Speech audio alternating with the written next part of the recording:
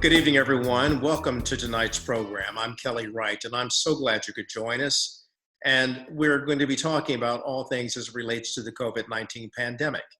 But my opening observations begin with this. How are you doing? I'm talking to you, our viewers. To you, how are you doing? Because like me, I understand what you're going through. These are tough times we're encountering. We've never seen times like this. It's unprecedented.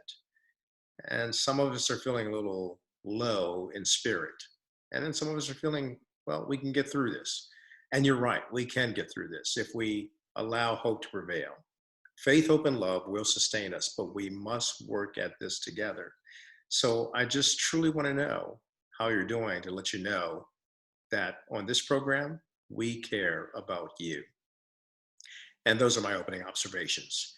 And now, I want to talk to Dr. Yolanda Hancock about what's going on the health front, because we're hearing new information that's coming out of the White House and the National Institute on Health. So now, joining me is Dr. Yolanda Hancock. So my first guest on the show tonight is Dr. Yolanda Hancock. I enjoy her being on. She's a pediatrician, and she is also someone who works in the public health sector with the Milken Institute on Public Health at George Washington University. Doc, good of you to join us today. Thank you for having me. We've got some information that's out there that Dr. Anthony Fauci of the NIH, National Institutes of Health and Infectious Disease, has talked about, and that is this drug that could possibly help us fight this COVID-19 pandemic. I believe he called it remdesivir. Correct. What can it do, and what are your thoughts about this?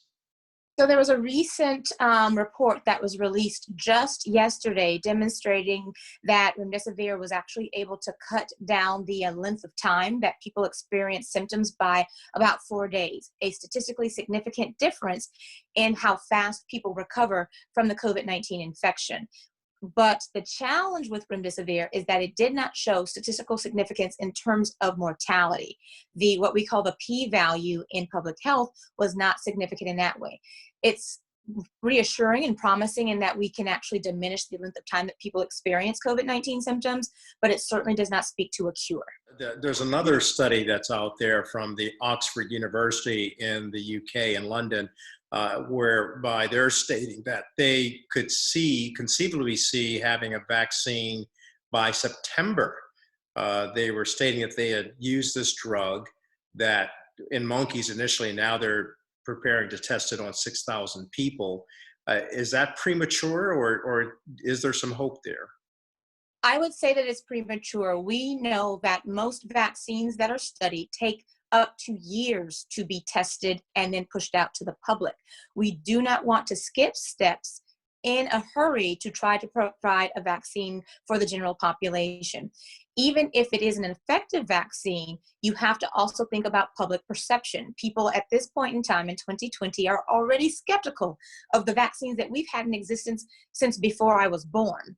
And certainly any vaccine that's perceived as rushed to be developed and pushed out to market is not going to be readily accepted, right? The other concern that I have as a pediatrician who provides vaccines on a regular basis is, have we had sufficient time, one, to determine that it is truly effective, and the time period that we have is not reasonable to say that, in terms of statistical significance when we talk about public health data. Also, we have to understand what the safety issues may result from the vaccine. I'll use the meningococcal vaccine as an example.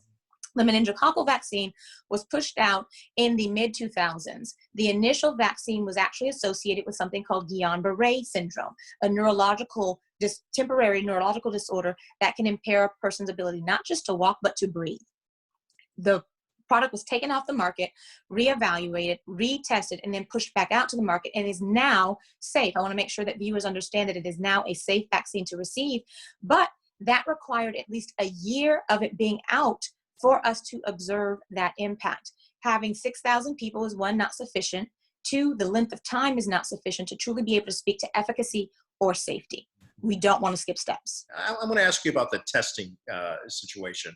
because we still need to get more tests out there. Later on this show, we're going to talk to Dr. Cheyenne Bryant, who is a psychology expert, but she, through her foundation, is getting some tests out there in Carson, in the Los Angeles area. Mm-hmm.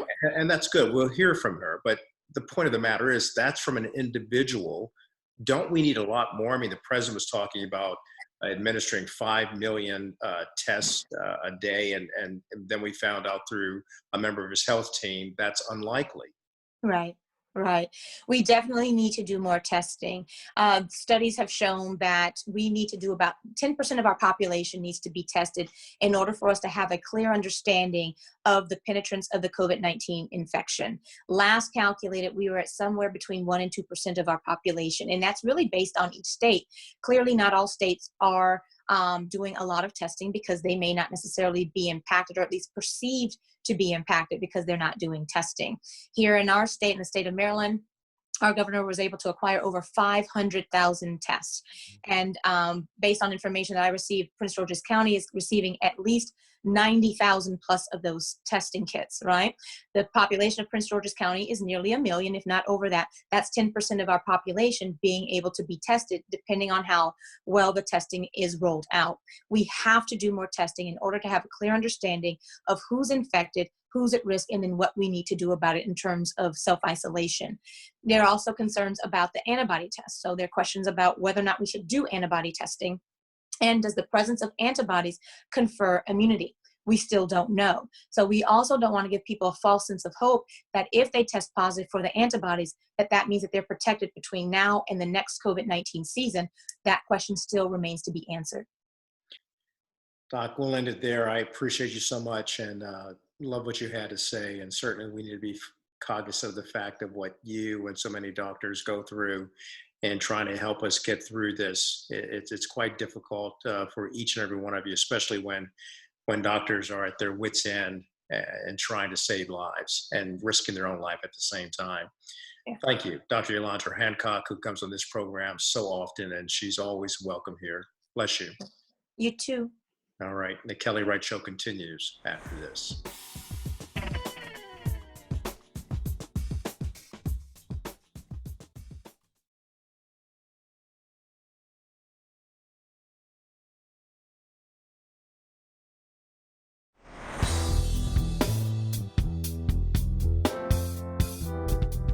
Welcome back to the program. So joining me now is our legal analyst, Terry Austin. She's based out of New York. And Terry, before we start, I always have to ask you and anyone out of the New York area, how you doing in these tough times that we're experiencing? These are very tough times. Thank you for that question. And so far, so good. I think people are taking the precautions. I certainly have. My family has. So we're all safe and sound. Good. That's good to know. That's very good to know.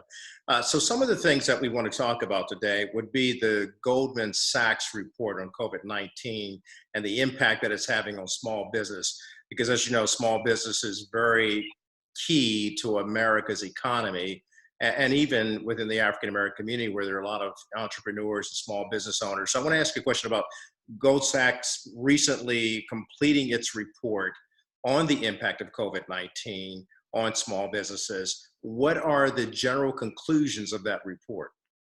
You know, it's a very important report. Generally speaking, they looked at 1,700 small businesses and they found that there is a disparate impact as it relates to Black-owned businesses. So they looked at these businesses, and I'm just going to refer to the report for these statistics, and 96% of the small businesses were impacted. That's a huge percentage. You don't see that in most surveys where an overwhelming number of people are impacted by this particular issue that we're experiencing with COVID-19. It also said that 91% of small businesses have applied for the Paycheck Protection Program. Again, that is a huge statistic. So you're seeing that small businesses are really in need of the funds that we have now with the small business loans. 63% of small businesses have applied for the EIDL, that's the Economic Injury Disaster Loan. And I mentioned that before when I was with you. And I think you see a smaller number there because most small businesses may not be aware of that. But when you look at the numbers and you compare those overall numbers with Black businesses, what we're seeing is 79% of Black business owners applied to the Paycheck Protection Program compared to 91% overall. And that's a smaller number, probably due in part because those businesses weren't aware of the program.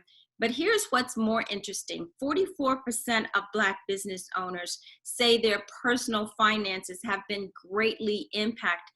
That's compared to 33% overall. And what you see there is Black businesses really don't have the substantial funding, and they have to go into their personal funding, and it's impacting them more.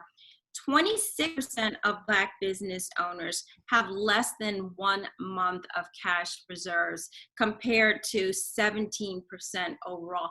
That again is a huge statistics. Historically, Black businesses have not been around as long and they don't have these cash reserves.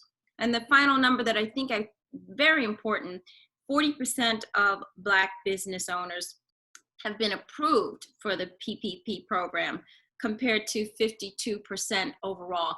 That's a huge distinction. And we don't know all of the reasons underlying that, but some of that could be from bias, racial biases or people who aren't impartial when they're doling out this money. So it's difficult to know exactly why, but we do see that the Black businesses are getting funded less than their counterparts. Terry Austin, that's quite a bit of legal advice that you passed on to us, and some knowledge that we need to be informed on. And we have so many things that are stemming from this coronavirus through the disruption and unfortunately the untimely deaths of so many loved ones. The world is hurting, and the United States is no exception to that. So we have to keep following some good measures. So thanks for keeping us updated. Okay. Terry Austin, our legal analyst on the Kelly Wright Show. We'll be back with more after this.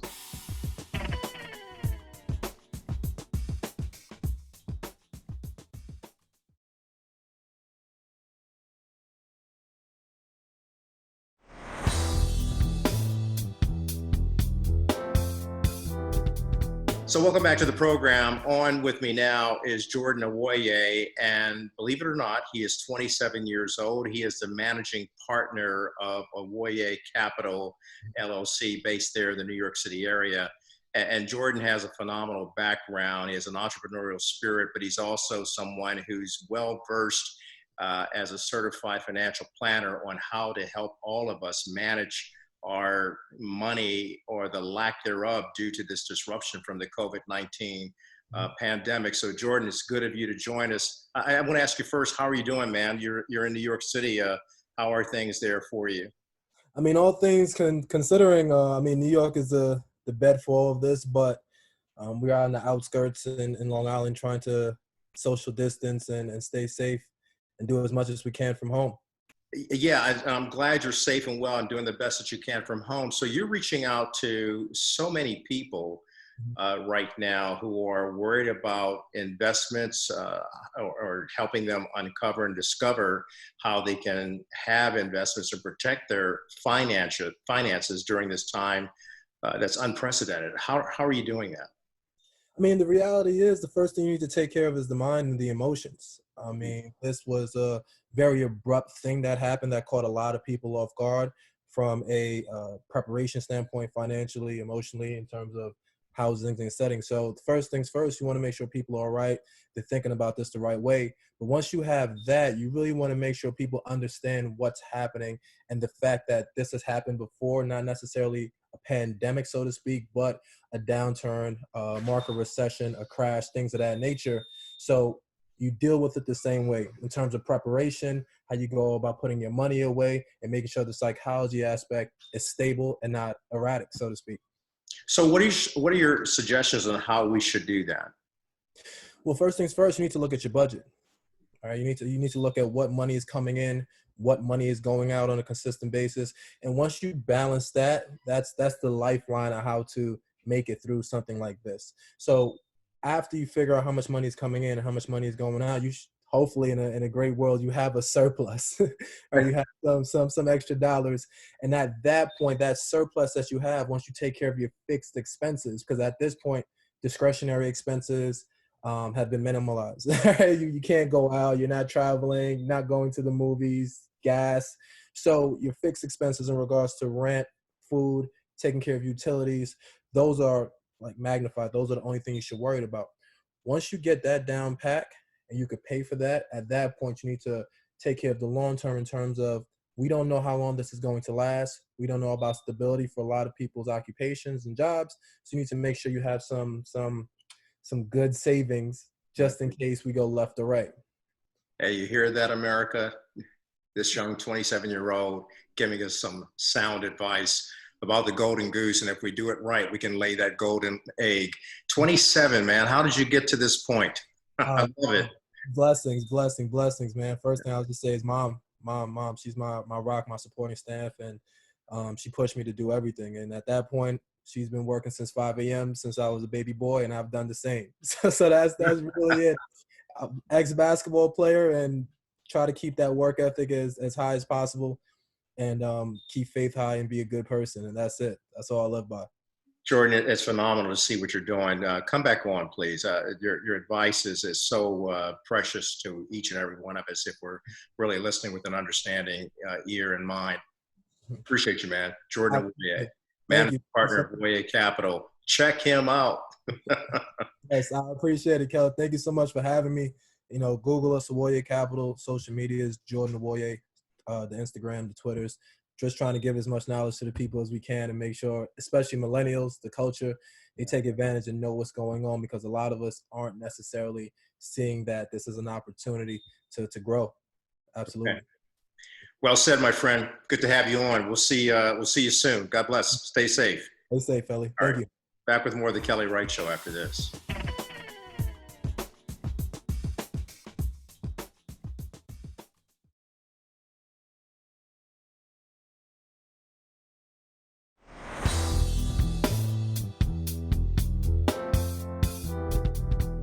Joining me now on the program as we continue to focus on strengthening families, Family Strong, is Nikessa Craig. She is a licensed clinical social worker based in the Virginia area. And Nikessa, it's good to have you on again.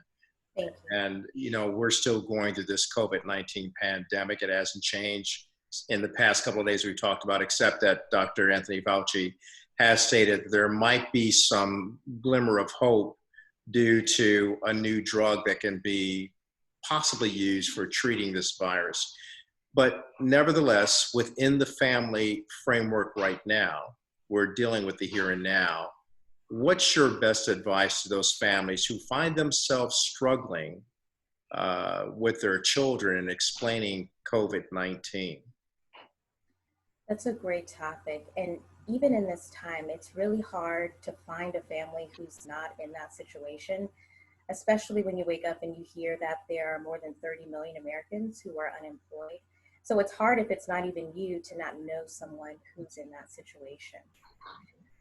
For parents, right, it's hard to come home and even have that conversation.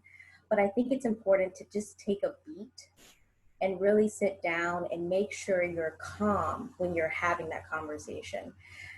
Whenever you get off the phone and you get that call or you get that notice, really just take a moment and get yourself centered. Think about what's next, what could actually be happening. I think it's really important when you have a conversation that you're honest. I don't think that these are times for the strong and silent type. So if you maybe grew up in those families where silence was golden, you were just going to handle things alone, this is really not the time for that. So with that, I think it depends when you're trying to break this sort of a news, looking at the ages and the ability of your children to actually process the information. So younger children really may not need a lot of extra details. You know, they need the messaging that there will still be stability. So we're still going to wake up, we're going to do the things we would normally do as far as running our day.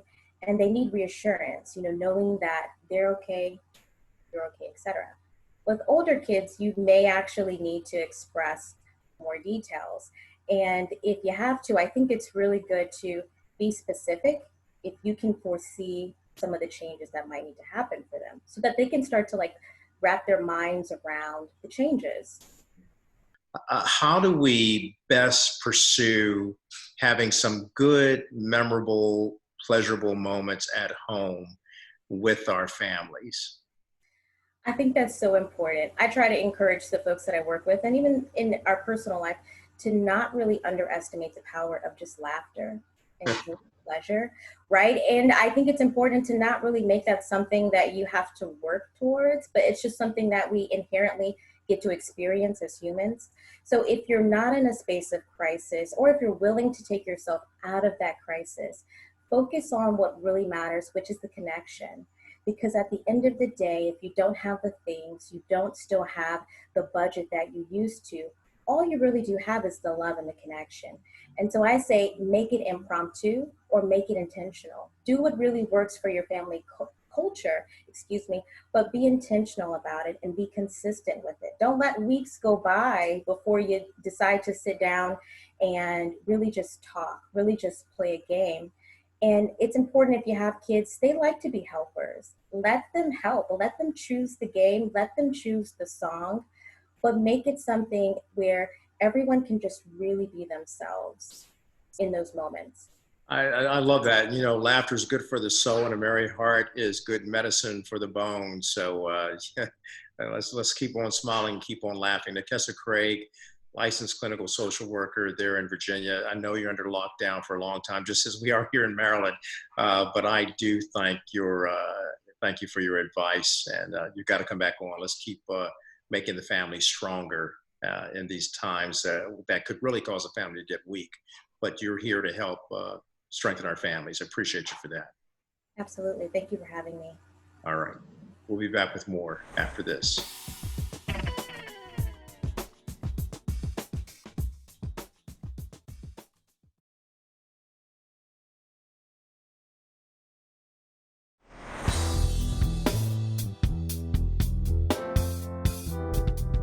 Welcome back to the program. So joining me now is someone who's becoming a real regular on the program, and for all the right reasons, because she really brings so much positive energy to the program that uplifts people and inspires us all. And she is Dr. Cheyenne Bryant, psychology expert and life coach. And one of the things, Doc, that I've noticed is that it's so important in the dread of COVID-19 to keep yourself fed with some positivity, and it starts with yourself, right? Absolutely. You know, Kelly, I constantly, preach at my workshops or with my clients and even in my books that self-love and self-care is one of the most selfless things that you can do.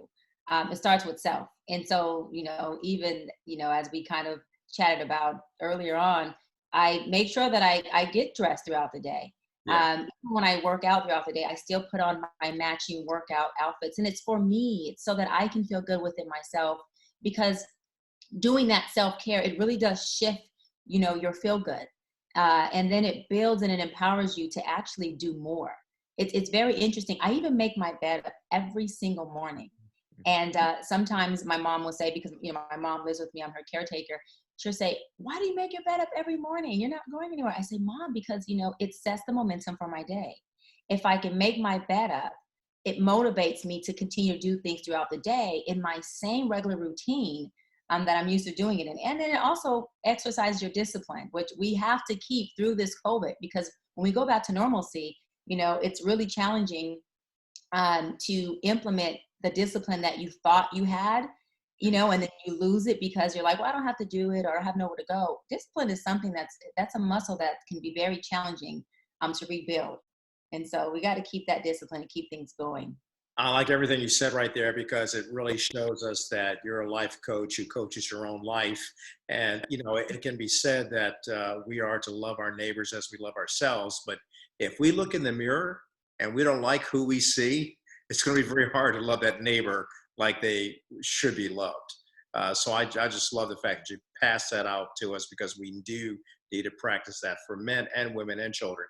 One of the things I'm going to talk to you about is your foundation Yeah. and the recent programs that you've conducted to reach out and help people in the Los Angeles community.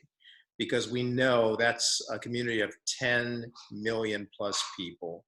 And they, like so many of us, have been adversely impacted by this COVID-19 pandemic.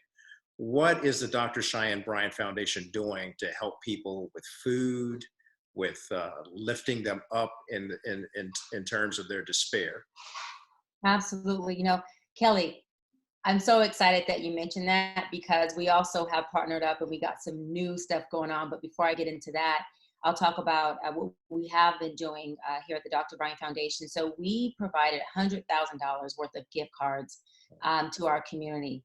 I sit on the board of Harbor College, and although unfortunately one of the board members that happened to catch COVID far before any of the other board members had contact with this individual, and unfortunately he passed away. And I say that to say that that shows the leadership and the dedication and commitment that the rest of the board members have, because even after that happened, the board members still got together and came out and they volunteered their time to be a part of the Dr. Bryant Foundation and provide gift cards to the entire community. In addition to that, we fed 100 families. We didn't give out 100 hot meals. We fed 100 full households of 4 to 5 families. I mean, we didn't give out plates, and not that anyone who's giving out plates is not a good thing. Please continue to do that as well. We gave out huge 3 to 4 trays of fulfilling bag pastas and salads. I mean, and these families were, oh, it was so amazing. I mean, we started the food giveaway at 5 o'clock. We had families there, Kelly, at 4:30 p.m. lined up, Wow. ready to go. And so it was really a blessing. The thing that I believe, but I want to say most excited about is we just partnered up with Albert Robles, which happens to be the mayor of Carson, and he also happens to sit on the Dr. Wright Foundation Advisory Board. We partnered up with him, and because him and I were both very disappointed at the fact that in order to get testing in Los Angeles County, you had to be a priority 1 or priority 2, which means you have had to have contact with somebody who had COVID-19 or have to be having symptoms of the coronavirus in order to get testing. And also, as we all know, there was a disparity in who could get testing. And so we partnered up and we opened up the very first testing site located in Carson, California, where anybody can get testing, rich, poor, black, white, black, brown, and you do not have to have insurance. All you have to do is go to the Dr. Bryant Foundation website, which is drbryantfoundation.org. Click on COVID-19, book your test, and you can get a test done. We do drive-up testing and we do senior house call testing. It's awesome. I mean, I'm really excited about that because, you know, our inner city now, and it's in Carson. Carson is an inner city. And so our folks, everybody, but, you know, particularly our folks are able to go and get their testing done. You drive up in the parking lot. We have a medical outreach team. One of the team members run out in the parking lot. They test you, and then you get your results in 36 hours. And I'm just so excited about that because that decreases a lot of the worry and a lot of the anxiety that was going on in our community about how come I can't get testing? I don't have access to healthcare. I didn't have access to healthcare prior to pandemic. What do I do now? And it's just a big blessing, this partnership. I appreciate you so much for sharing those insights about your personal quest and your journey through life and what you're doing to give back to your community, because all of us can learn from you and do the same thing in our own communities. And so each one, teach one and reach one, as they say. And I love the fact that you always come on this program and you lift us up with a spirit of hope and encouragement and empowerment. And I'm happy to say that I'm going to be looking forward to seeing you next week along with a city council member from Los Angeles. And we'll get into the nuts and bolts of what LA has to continue to do, and the state of California for that matter, as we continue to battle this coronavirus. But with people like you on the ground, we can get through this. So Dr. Cheyenne Bryant, thanks for being a friend to this show, and thanks for being a friend to me. Appreciate you. For having me, Kelly. Continue doing the good work that you're doing, as I always say. Do my best. Thank you. God bless. Back with more of the Kelly Wright Show after this.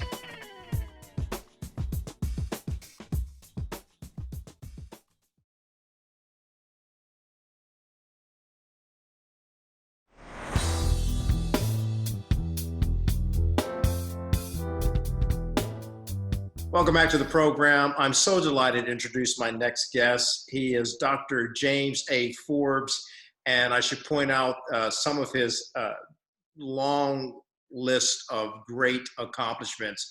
He was the senior minister emeritus at Riverside Church. He is also part of the Harold Fosdick Fellow Union Theological Seminary. He's the CEO of Healing of the Nations Foundation. It's a very important thing we want to talk about right now. And Time Magazine actually named him as one of the top 10 theologians in the United States. I'm going to go one step further and say perhaps in the world. Sir, good of you to join us today. My pleasure to be with you. You know, in addition to your long list of accomplishments, you have positioned your life in such a way that you are a giver of faith, of hope, and love. In my opinion, those are three essential things we need for these unprecedented times in which we find ourselves living in. What can you impart to us as we continue to try to maneuver through this COVID-19 global pandemic? It is so fascinating that you should say faith, hope, and love are essential. You could have said that a couple of years ago, and I would have said, yeah, those are wonderful words, little truisms, kind of things preachers always say, but many people would not understand it.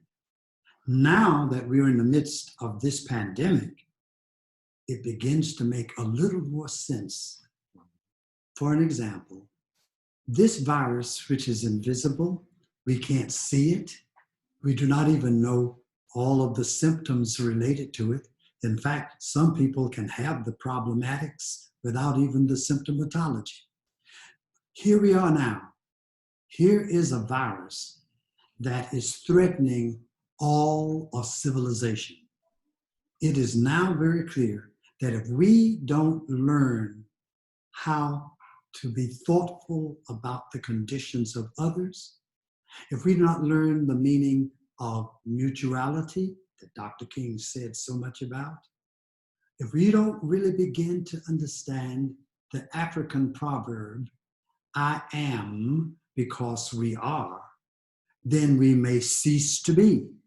So, isn't it amazing to live long enough until stuff you've been preaching about has nature giving a hearty amen to it? There is this notion of the great commandment that says, thou shalt love the Lord thy God with all thy heart, all thy mind, all thy soul, and all thy strength, and thy neighbor as thyself. Who would have thought that we would come to a time when the survival of civilization would be based on our learning that you can't make it alone? It doesn't matter how much money you've got, how much clout you've got. You cannot make it through this kind of virus by yourself. We have to look out for each other. In fact, if you'll pardon the expression, without learning to love the fellow members of our species as Homo sapiens, we will not be around. Isn't that something? That A is. world in which love, mutuality, and respect are foundational survival mechanisms. Who would have thought? But Dr. Forbes, I'd like you to stay with me on the other side of the break. Let's talk about some of the disparities inequities that we have seen as a result of coronavirus and how it's shed a light on that dark chapter in our community. Back with more of the good doctor, Reverend Dr. James Forbes, in a moment.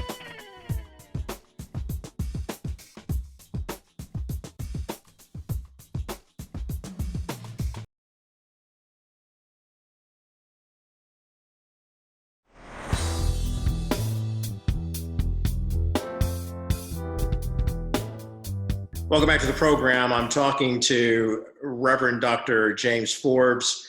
Time Magazine named him as one of the top 10 theologians in the United States.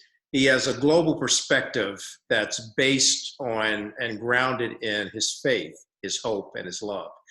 And Dr. Forbes, we were talking about how all of humanity has to embrace each other to get us through this. Yet there are some glaring facts that are startling to some, and yet not a surprise to others. And that's the fact that this coronavirus has hit the African-American community and other communities of color with a lot of disproportionality, largely because of the disparities that exist within our communities. To that end, what would be your message to the United States right now from a government perspective, from a healthcare perspective, from a corporation perspective, and from our own community perspective, and how we should just span these inequities and get it right? What would you say if I told you that even before coronavirus was even being talked about, for 400 years, African Americans in this country have been subject to a creeping virus. And that virus of white supremacy ideology, the virus of preference for some people in the sight of God, has led to a steady advance of processes of the diminishment of the power of our immune system. To be Black in America is to live, from a human perspective, a compromised existence. Our nation, not knowing it, in making us chattel property, making things out of us, treating us as if we are basically commodities, introduced into our total existence compromised capacity to be healthy neighbors. I don't have time to try to go back and say, guess what? Just because we were Black in this country, social, economic, and political conditions were brought forth that made us a vulnerable people, vulnerable to high blood pressure, to diabetes, and to stress that kills, vulnerable to emotional, psychological syndromes that rob us of the best of our possibilities. And it's been steady for 400 years since we were brought to this country. If the nation is able to hear what this virus is saying, it's only the latter day virus. The virus of hatred and bigotry has been doing its deadly work all these years. Maybe we are beginning to discover that here comes the virus that has no respect of person, that does not believe in white supremacy over against other people, that does not believe in the downgrading of people because of their color. Maybe we will discover at long last that the true virus visits death and diminishment upon all of us, Black and white and yellow and brown and red. If we finally figured out, my God, what we did to them, we are doing to ourselves. If Only America could learn that. Yes. That the diminishment of others brings about a downgrading of the very humanity of those who are perpetrating the suppression, who are perpetrating the daily brutality against folks. If this virus teaches us that not only are Black people vulnerable because of the post-slavery traumatic syndrome, but white people, in sustaining that system, if they tend to do so, not all people do, of course, Right. if they tend to do so, they are imperiling not only their humanity, but now their existence. If we learn that, all of a sudden, it would make some sense that what Dr. King used to talk about, Black and white together, we shall not be moved. If we can learn that we are brothers and sisters beyond consideration of class and race and orientation, oh, the world might be the kind of place God had in mind that it could be from the first day of creation.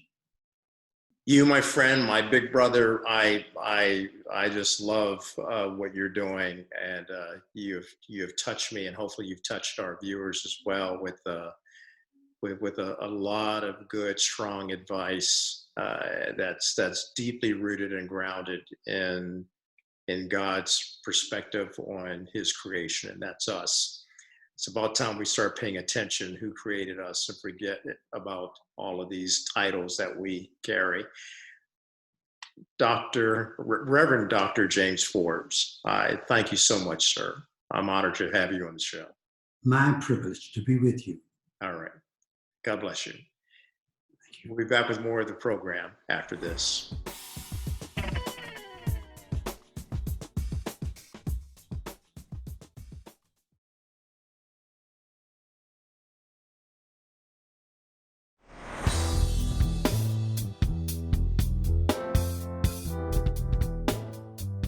Thank you for joining me today. And now for my final word. My final word is this. What I've been stating all along is that we must continue to work together. We must continue to reach out and touch one another. And as I asked at the beginning of the program, how are you doing? I sincerely mean that, because I'm praying that you will do well, that we will all get through this. We might lose people along the way. Certainly that is a possibility, and we have seen that. But as African Americans, let's rely on the faith that has brought us this far. And let's lift every voice and sing and work with the harmony of our liberty.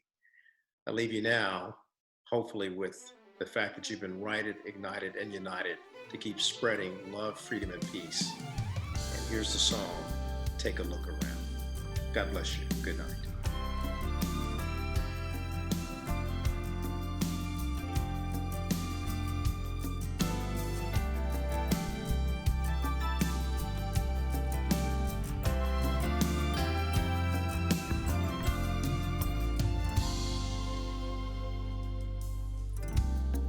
Take a look around, I tell you what I see.